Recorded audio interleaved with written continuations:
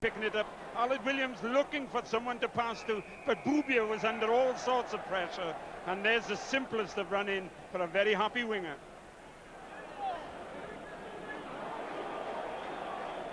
Neil Jenkins, surely he can't miss this one. No. Pontypridd are up to 7.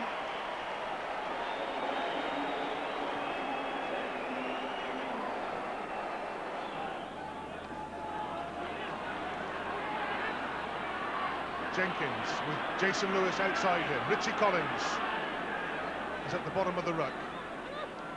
Steele Lewis for Manley to chase. And Manley does not only chases, but got his hands to it and then knocked it on. But enterprise from Pontypridd is something a little bit different again. And what a lovely little chip kick that was, giving them Manley time to get into it. Look at this pass off the wrong side. And there's Steele Lewis. You don't associate him with delicate little skills, but there it was, right in his breadbasket. Scoring opportunity lost. Arnold off the top, in front of Jones and Weatherly though, against Jenkins. Grabbed by McIntosh. Ball held up. Aled Williams for Simon Davis to chase. Cormac takes the tackle of Clement. Swansea have no fullback at the moment.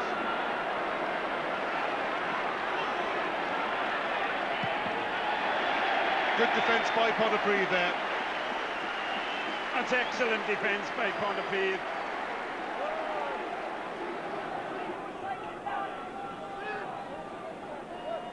Phil John throws in from the shadow into the sunlight. Metcalf to Greg Prosser. Good peel by the Swansea, by Pontypridd. They've lost it though, not for the first time. The ball has been spilt in the tackle situation. And here's one of the great counter-attackers of Welsh rugby, Tony Clement. And one of the flyers, Alan Harris. A strange cross-kick afield, but it's Harris against Manley. And this is all going to count for nothing. I know it looks like a try has been scored, but back, just in front of us, a foot has gone into touch. Flag up. Foot in touch, the try will not count. And Derek Bevan, the World Cup referee, here we see Anthony Clement. The first time he's really been in attacking mode in this game, and what a break it was. A good pass to the youngster, and there it was, just touched the line, the faintest of touches. Here's the youngster again going down the touchline. Look at that. It may as well, of course, be 3 yards into touches, just that slight touch. Derek Bevan, World Cup referee, right on the spot. Alan Reynolds, tackled by McIntosh.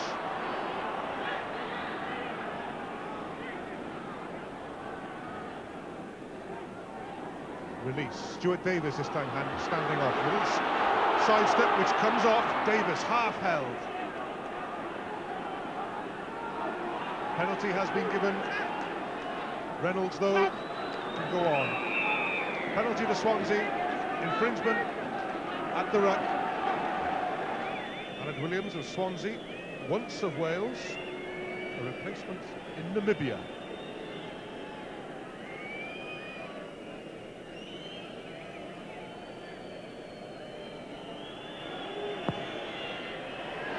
Will it curl in? Yes, it does. Beautifully judged by Aled Williams, and at the start of the second half, Swansea have achieved what they no doubt set out to do. They've narrowed the gap. Pontypridd 7, Swansea 3.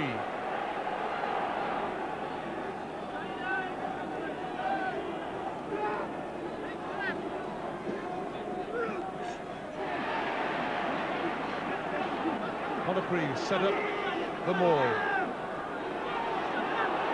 Just gets the roll on, which becomes quite a rumble. Bazzani comes in to help out. Jenkins. Steele Lewis through the gap. Unloads to Cormac, but it's gone forward. And again, high drama spoiled just at the last. It's either been a tackle in the corner or something going wrong, and this time it was the forward pass. And this is what Pontypridd are usually very good at. They're handling in the backs. They haven't got blistering pace, but usually their passing is so good. That time, just let them down with a forward pass. Arnold again, beautifully off the top. Bubia through the middle, straight through the middle. Another clean break by the Swansea centre. Weatherly in support. Weatherly has it. Jones, Williams, Clement outside him. Went for the kick instead of keeping in the hand.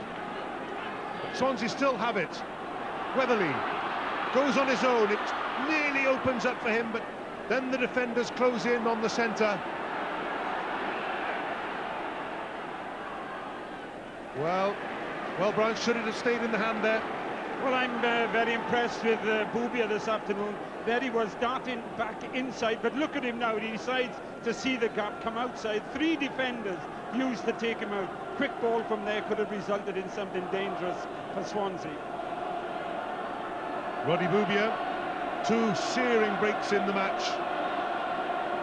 Swansea split either side of the scrum. Stuart Davis, Jones goes wide. And they go left. Aled Williams. Aled Williams nearly with the break. Appleyard is going to score! Swansea, from the set-piece scrum, have come back into the game. A well-worked move. Number 8 scrum half, a switch of play, and then the support from the open side flanker. Classical rugby. Good distribution from the set scrum. Stuart Davis had a look at what was going on. Robert Jones passed to the other side. Just a little sidestep there created the space for Appleyard to run into, and despite the tackle from Steve Lewis, he's in for the try. And here we see again Robert Jones just going to the right-hand side. He receives the pass, but then passes to the left. And Aled Williams did so well to get that pass back inside to the open side flanker, Rob Appleyard. Aled Williams adds the 2 points, and Swansea, for the very first time in this match, take the lead. All their points coming in this second half. A well-worked try indeed. They had it as a set plan, looking to go outside, little sidestep, stop the cover defence, and then staying in his feet long enough to get that pass in. Only just though, wasn't it? But what a forceful try by the open side flank. Well, down at the other end of the field, Rowley, Bazzani, Collins comes in.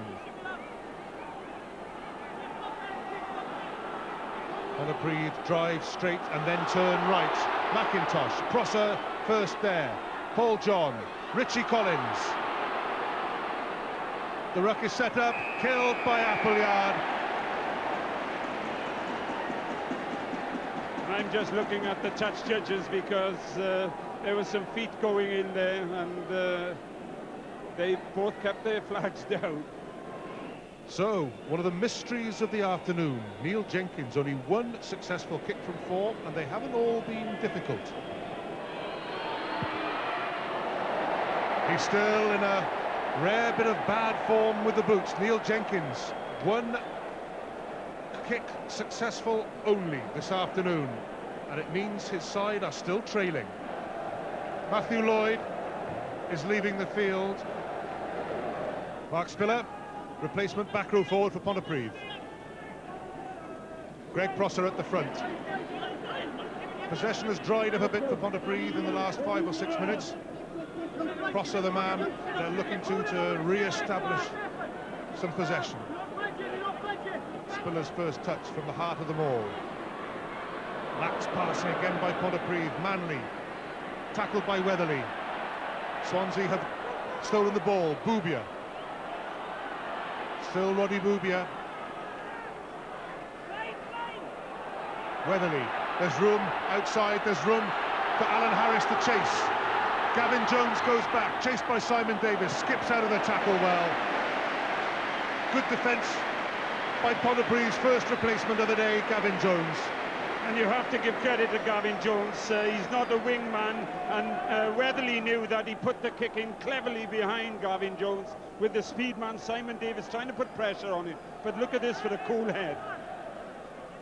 Just for a moment, it was a lonely place to be for Gavin Jones there, and he did really well to get out of it. He did indeed. Down, picked the ball up, little hand off, knew where the touchline was, cool as you like, fine in touch. Arnold stays at the front, and perhaps they'll go for the big maul from here. Stuart Davis out of the maul.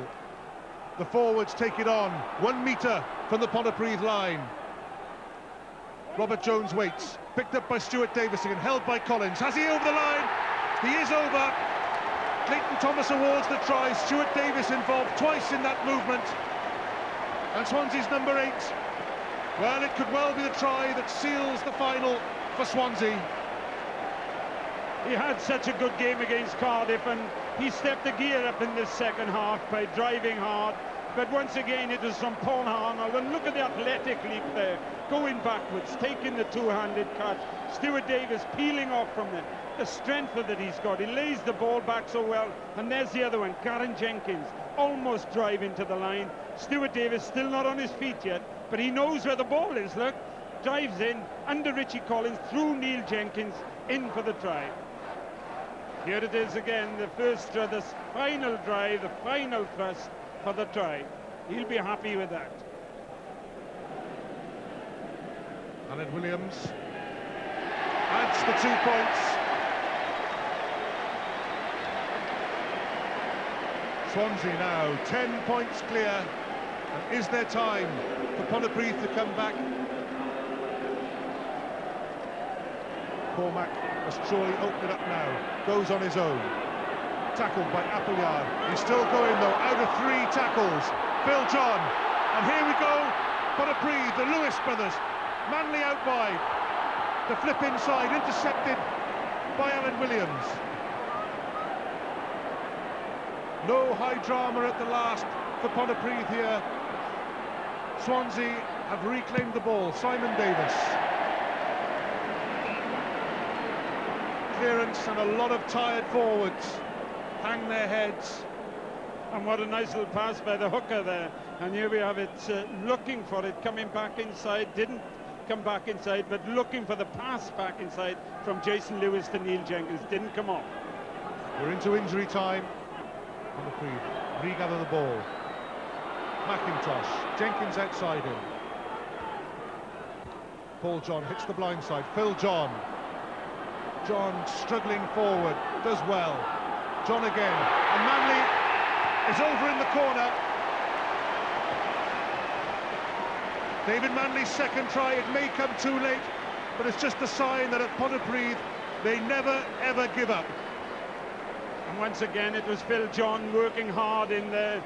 Here comes the ball with Paul John, this time coming out Dale McIntosh, who's been well looked after on these charges. It was Appleyard and Andy Moore, but there we see Phil John again driving in, and he makes sure that his ball coming back. Tight little pass, good pass indeed to Manley, diving in the corner. Pontypridd will take this quickly. They've scored from one tap penalty. Phil John, can they score from another? Mark Spiller, nearly the interception by Alan Harris. The game nearly finished as it started with an interception try. It doesn't, and Swansea are the 1995 Swalec Cup winners. They've held on against a late rally by Pontypridd, and they are champions because they've beaten Pontypridd by 17 points to 12. Anthony Clement, captain of Swansea, to receive the Swalec Cup. Swansea champions.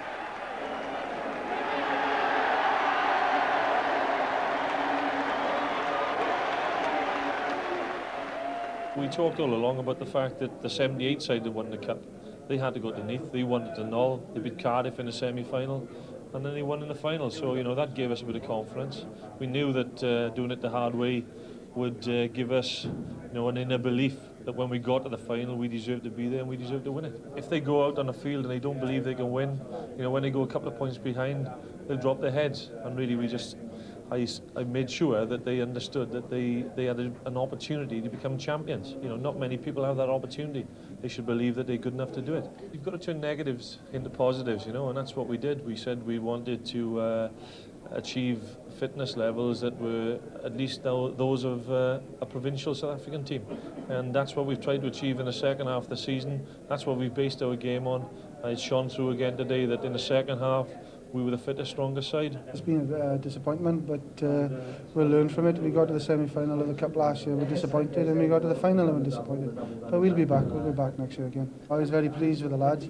They put in 110% effort. We got into positions to score some tries or to pressure positions where we created mistakes but didn't take our kicks today, and that's just a bit unfortunate. I do feel sorry for Ponty in that, you know, over the years they have been there or thereabouts, haven't quite achieved, but they're a very strong squad. Dennis John is a top man. You know, they'll get back. I'm sure they'll be having some silverware next season. You can talk about this cup final with Dennis in South Africa, can't you? Yeah, I can also mention the semi, I think, do Alec?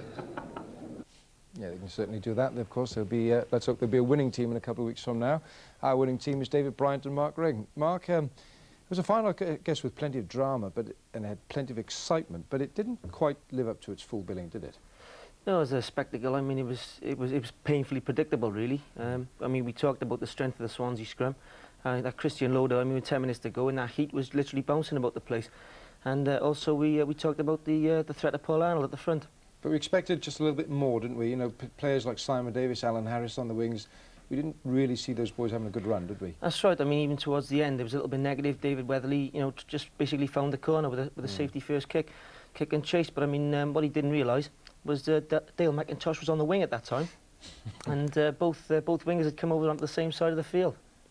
Well, you mentioned Paul Arnold there. Now, David, I know that yesterday you talked about him. For weeks you've been talking about Paul Arnold. I think I'm the secretary of the Paul Arnold fan club at the moment. But yeah, another tremendous game. Yeah. But man of the match as well. Well, yeah, which I think we predicted just after the match as well. But I think what we've got to look at is the people who are around him. Mark just mentioned Chris Loader, and I think Keith Colclough as well. You've got to pay tribute to them, and the throwing in by Garin was spot on yesterday. What other areas of ascendancy did Swansea have over Pontypridd? I think Stuart Davis, again, someone who we've mentioned in the last couple of weeks, Stuart and Rob Appleyard, the tackles they were putting in yesterday, they stopped Dale McIntosh getting across the gain line, which he tends to do week in, week out for Pontypridd. Because that wasn't working, Pontypridd needed Neil Jenkins' boot even more yesterday. Astonishing to see Neil missing those kicks, Mark. Did you sense that when he missed his kicks and perhaps his head dropped a little, that Ponty's head's dropped? Yeah, well, obviously, if he kicks his goals, I mean, Pontypridd could have been 16 points up, and then Swansea would have been chasing the game and would have even provided a better spectacle. That's right. But very, very early on, the Swansea scrum was sort of shunting the Ponty scrum backwards. Metcalf used to play for Swansea; they know all about him. And there was Loader and Garen Jenkins both coming across on him and putting him under enormous pressure. You know, for that to be happening so early in the game was proof that you know, they were going to get on top in the set pieces eventually. Little word about Alan Williams, the man who seems to be forgotten at international level. Yeah, Ali did very well, especially for that try. I think he'd seen that Pontypridd had flooded across and blocked off the blind side out wide, so he cut back inside, and Rob Appleyard had come on a tremendous angle and scored an excellent try. But Alid, yeah, I think he's got lost. Well, he hasn't got many friends, I don't think, in high places. Okay, hold it there for the moment.